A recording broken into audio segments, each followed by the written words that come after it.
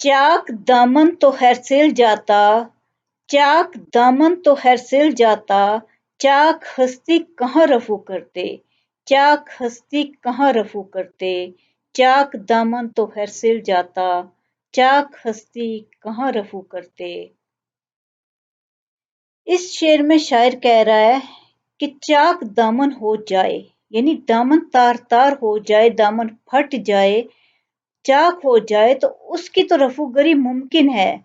दुनिया में बहुत रफूगर ऐसे हैं जो चाक की हुई चीजों को ऐसे रफू कर देते हैं कि पता नहीं चलता कि इन पे कोई दाग धब्बा लगा, फटे भी कि नहीं फटे, कहीं से तार हुए भी थे कि नहीं हुए तार तार। लेकिन शायर इस बात पे हैरत का इजहार कर रहा है, दुख का इजहार कर रहा है कि जब चाक हस्ती हो जाए, जिस इंसान की शख्सियत में कमी रह जाए वो तो कभी पूरी नहीं हो सकती, उसको कहाँ से पूरा किया जा सकता है। वो तो इंसान की नाकाबिले तलाफी नुकसान है इंसान का कि उसकी शख्सियत में एक गलतपन है, कि इंसान की शख्सियत में जो खराबी आ जाती है, जो पैदा हो जाती है, क्योंकि कुदरत ने कभी किसी को खराबी के साथ पैदा नहीं किया होता। इंसान की खराबियां दुनिया में परवान चढ़ती हैं, कहीं दोस्ती के साथ परवान चढ़ती हैं तो कहीं खुद ब खुद जब इंसान गलत लोगों में उठना बैठना शुरू करता है, गलत चीजों में इन्वॉल्व हो जाता है तो वो परवान चढ़ जाती हैं।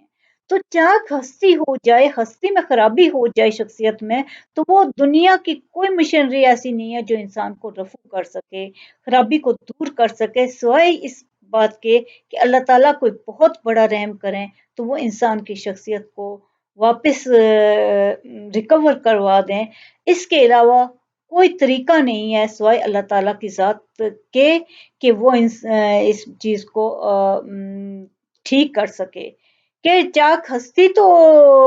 कभी भी रफू नहीं हो सकती, लेकिन अलबत्ता दामन हो तो दुनिया में हर जगह रफूगर बैठे हुए हैं जो चाक दामन को रफू करने की सलाहियत रखते हैं और कोई बड़ा नुकसान नहीं होता अगर दामन चाक हो जाए। लेकिन शख्सियत में कमी नहीं रहनी चाहिए, इसलिए कि शख्सियत की कमी का कोई रफूगर मौजूद नहीं है।